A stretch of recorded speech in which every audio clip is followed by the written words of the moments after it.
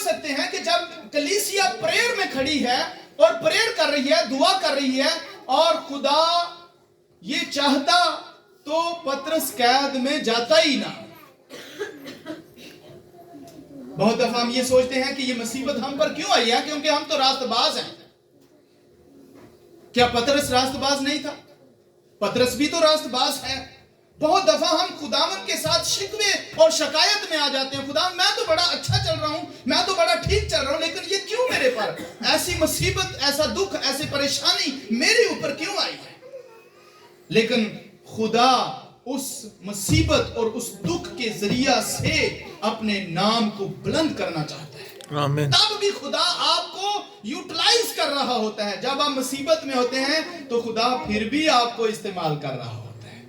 آمین۔ اور وہ کبھی بھی آپ کو بھولتا نہیں ہے۔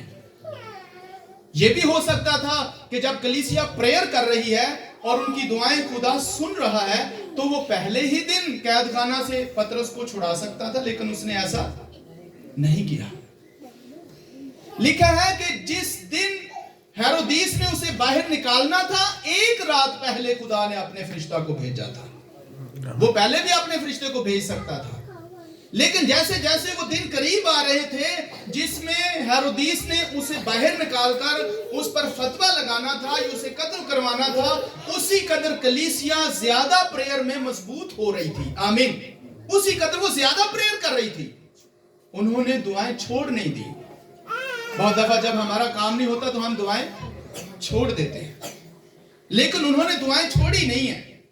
وہ مسلسل پریئر میں رہے، مسلسل دعا میں رہے، اور دعا کے وسیلہ سے خدا نے ایک رات پہلے پترس کو قید خانہ سے نکال لیا اپنے فرشتے کو بھیج کر۔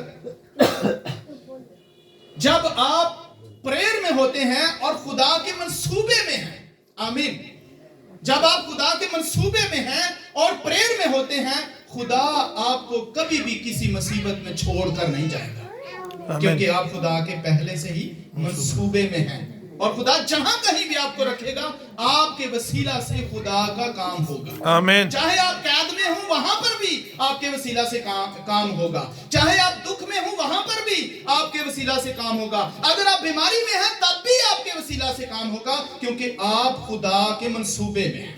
آمین۔ پترس خدا کے منصوبے میں تھا، اس لیے وہ جہاں کہیں بھی تھا پر اس کے وسیلہ سے خدا کا کام ہوتا ہے۔ آپ جب بھی اور کسی بھی جگہ پر آپ جب ہوتے ہیں تو آپ یہ نہ کہیں کہ میں اس جگہ کیوں ہوں۔ جب آپ نے اپنا آپ سب کچھ خداوند کو دے دیا ہے تو پھر خدا کی مرضی ہے کہ کس جگہ پر کھڑا کر کے آپ سے کام لے سکے۔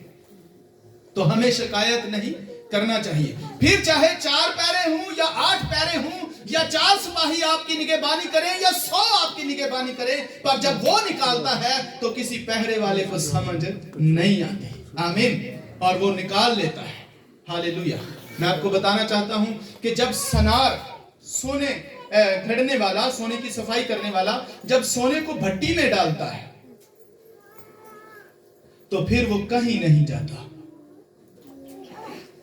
جب وہ سونے کو بھٹی میں ڈالتا ہے اس کو کندن کرنے کے لیے، اس کی میل اتارنے کے لیے، چاندی کو صاف کرنے کے لیے، جب اس کو وہ بھٹی میں ڈالتا ہے تو پھر وہ بھٹی میں ڈال کر کہیں نہیں جاتا۔ کیا کرتا ہے؟ اس پر نظر رکھتا ہے۔ آمین۔ کیونکہ اس نے جو سونا بھٹی میں ڈالا ہے تو بھٹی میں سونے کو ڈال کر وہ کہیں بھی نہیں جاتا۔ اسی طرح میرے عزیزوں، جب خدا ہمیں اپنے منصوبے کے تحت کسی مصیبت یا دکھ میں جانے دیتا ہے تو پھر وہ ڈال کر ہمیں کہیں نہیں جاتا۔ جس طرح سنار جو ہے وہ سونے پر پھر نظر رکھتا ہے، اس نے اس کو بھٹی میں ڈالا تو پھر وہ ادھر ادھر کہیں بھی نہیں جائے گا، بلکہ اس سونے پر کیا کرے گا؟ نظر رکھے گا، اور نظر رکھے گا جب تک کہ اس کی اپنی شبیہ اس سونے میں سے نظر نہ آنا شروع ہو جائے۔ اور جیسے ہی سونے میں سے اس سنار کی اپنی شبیہ نظر آتی ہے وہ فوراً سونے کو وہاں سے نکال دیتا ہے، کیونکہ وہ خالص ہو گیا ہے۔ آمین۔ اسی طرح جب خدا ہمیں کسی بھٹی میں ڈال کر ہماری میل اتارنا چاہتا ہے تو پھر یاد رکھیں کہ وہ بھولا نہیں ہے، وہ جاتا کہیں نہیں ہے، وہ آپ کے ساتھ ہوتا ہے۔ آمین۔ اور آپ کو عین उसी वक्त वो निकालेगा जो वक्त आपके लिए उसने ठहराया। आमीन। वो उस वक्त से एक सेकंड भी लेट नहीं करेगा। याद रखिए, खुदा कभी भी लेट नहीं होता। आमीन। ऐन वक्त पे खुदा आपको निकाल लेता है जो वक्त उसने ठहराया होता है। इसलिए हमें कभी भी बेदिल नहीं होना चाहिए। हम देखते हैं कि सिदरक और मैसिक और अब्दनुजू के बारे में, हम जब उनके बारे में देखते हैं कि जब उनको भट्टी में डाला जा रहा था तो क्या खुदा उस वक्त कमजोर था? वो उनको भट्टी से बाहर भी छुड़ा सकता था। आमीन। लेकिन उसने उनको भट्टी में जाने दिया। क्यों भट्टी में जाने दिया? क्योंकि उनका भट्टी में जाना ही खुदा के नाम को बुलंद कर सकता था। उनके भट्टी में जाना ही उनकी जिंदगियों से खुदा का जलाल जाहिर कर सकता था। इसलिए खुदा ने उनको जाने दिया और वो भट्टी में गए। खुदा उनको पहले भी छुड़ा सकता था। हाँ, अगर खुदा उनको पहले ही छुड़ा लेता तो फिर बादशाह कभी भी ये ना बोलता कि जिंदा खुदा सिदरक, मैसिक और अब्दनुजू का जिंदा खुदा है। आमीन। हालेलुया। ये कभी ना बोलता। लेकिन खुदा ने उनको जाने दिया, और जब खुदा ने उनको जाने दिया भट्टी में और भट्टी में गए, तो हम जानते हैं कि उनके जाने से पहले उनका छुड़ाने वाला वहां मौजूद था। हालेलुया। जब आप किसी दुख में जाते हैं तो उस दुख में आप अकेले नहीं हैं। उसमें आप अकेले नहीं हैं, आपका खुदा आपके साथ है। आमीन। और उनके भट्टी में जाने से पहले खुदा वहां मौजूद था, और खुदा ने जब वो भट्टी में फेंके गए तो खुदा ने उनको सेव किया, महफूज किया और बचाया। आमीन। और अगर हम इसको पढ़ें तो ये हमारे लिए इतना बाबरकत है, ब्लेस्ड है। लिखे हैं,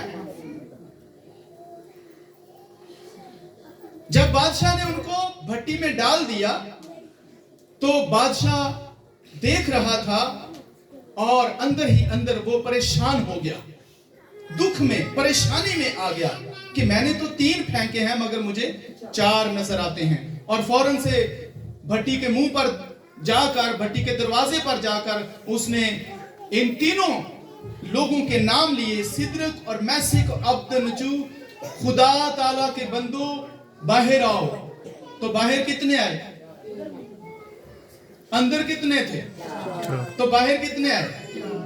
4 आए। अंदर कितने थे? तो बाहर कितने आए? तो नजर कितने आ रहे थे?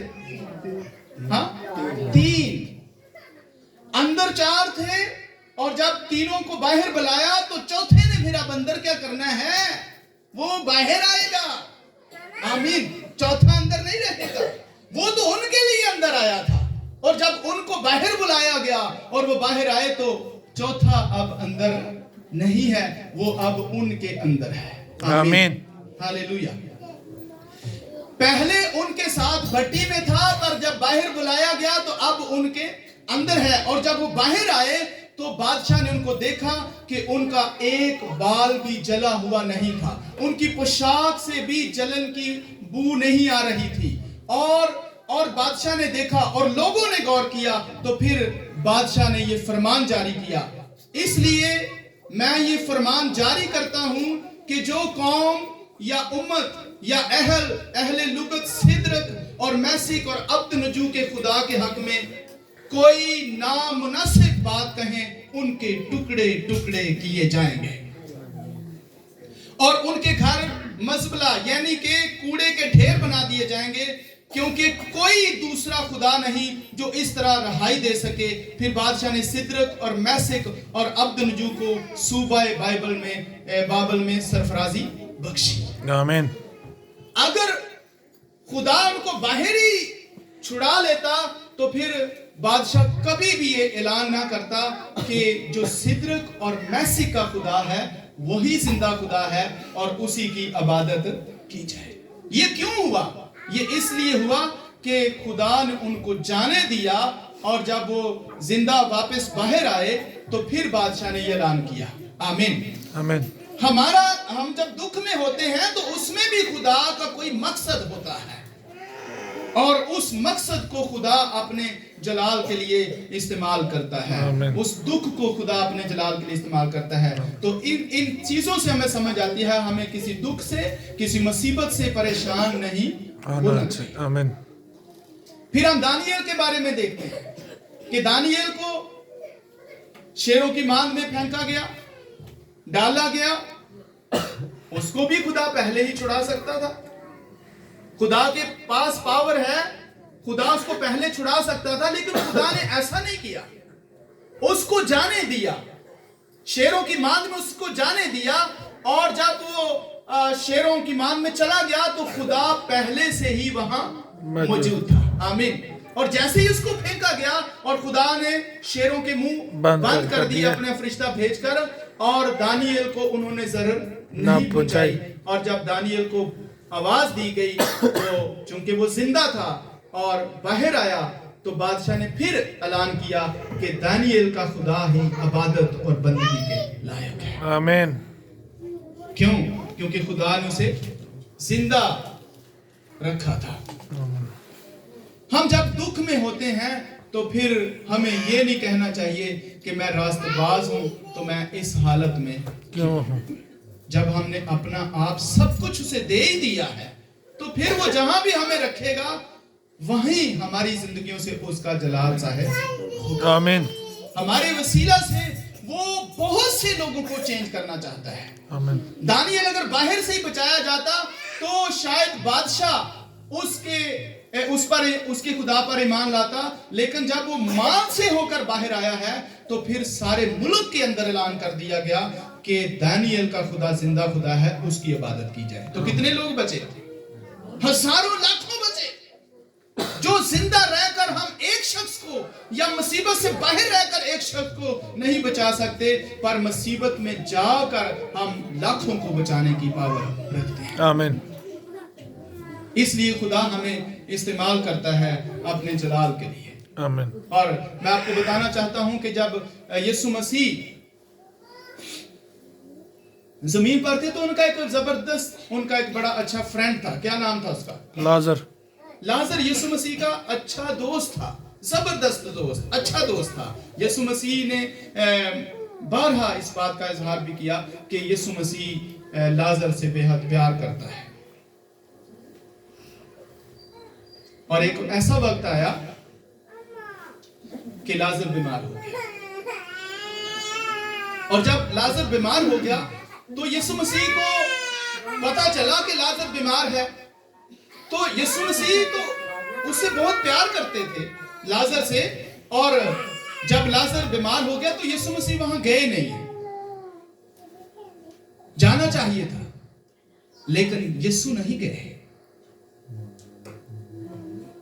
اور جب یسوع کو خبر ملی کہ یہ لازر بیمار ہے تو بائبل میں لکھا ہے وہ 2-4 دن اور وہیں پہ ٹھہر گیا جہاں پر تھا, اور لازر کی جا کر خبر نہیں لی.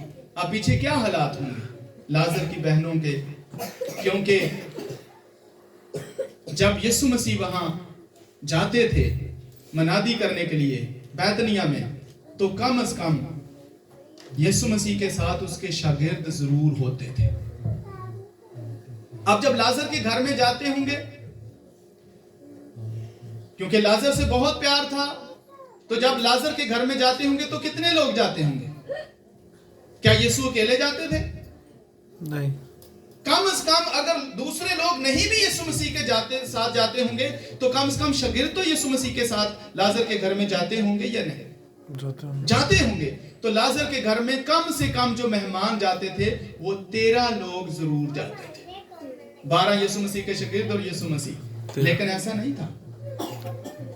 یسوع مسیح کے ساتھ اور بھی بہت سے لوگ رہتے تھے, اور یسوع مسیح لازر کے گھر میں راتیں گزارتے تھے, راتیں رہتے تھے, وہاں پر منادی کرنے کے لیے جاتے تھے, اپنے دوست سے ملنے کے لیے جاتے تھے. اور آپ سوچ سکتے ہیں کہ لازر کس قدر یسوع مسیح کی خدمت کیا کرتا تھا, کتنی ضیافتیں تیار کرنی پڑتی تھی, کتنے لوگوں کے کھانے بنانے پڑتے تھے. جتنے لوگ یسوع کے ساتھ ہوتے تھے ان کو کھانا پکا کے دینا پڑتا تھا, اور یہ سب کچھ لازر محبت سے کرتے تھے یسوع مسیح کے لیے, اور جتنے اس کے ساتھ دوست ہوتے تھے ان سب کے لیے کھانا تیار کرتے تھے.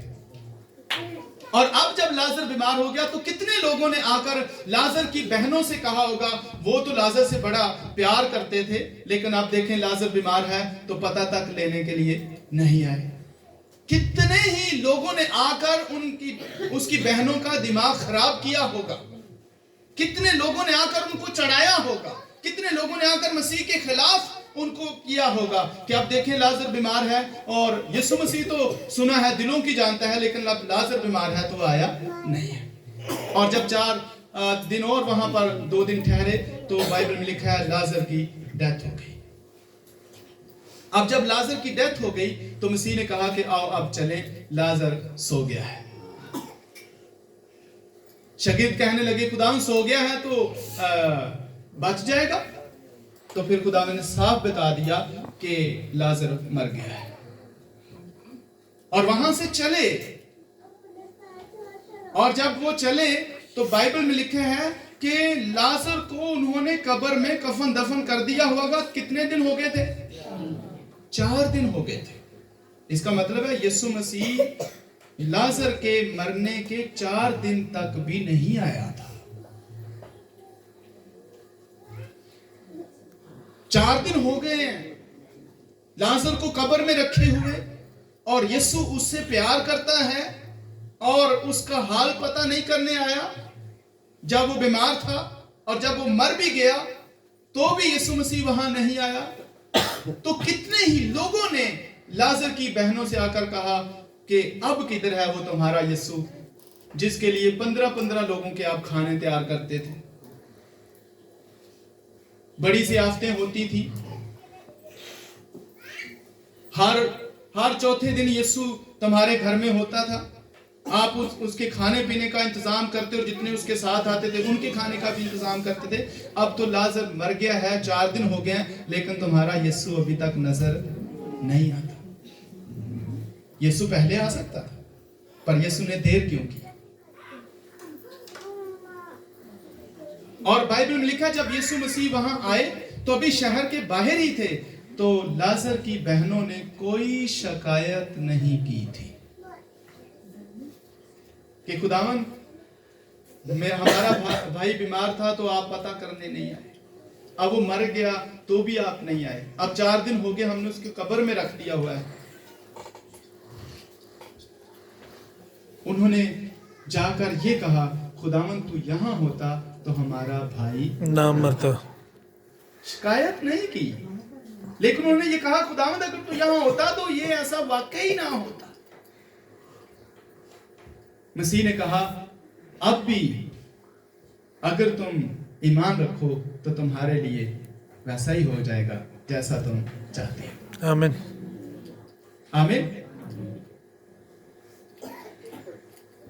تو جب یسوع مسیح ان کے گھر میں گئے تو وہاں پر بہت سے یہودی تھے، اور وہ آپس میں کیا کر رہے تھے؟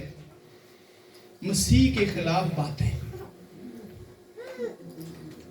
یہ 4 دن کے بعد آج آیا ہے، یہ تو مردوں کو زندہ کر لیتا ہے، اس نے یائر کی بیٹی کو زندہ کیا، اس نے بیوہ کے بیٹے کو زندہ کیا، وہ تو قبر سے باہر ہی تھے نا، اب اس کا پتہ چلے گا۔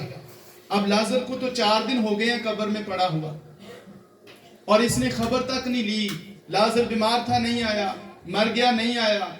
ہمارے اندر اس طرح کی بہت سی شکایات ہوتی ہیں جب ہم دکھ میں ہوتے ہیں، پریشانی میں ہوتے ہیں، اور کلیسیا کے اندر یہ بڑی شکایت ہوتی ہے۔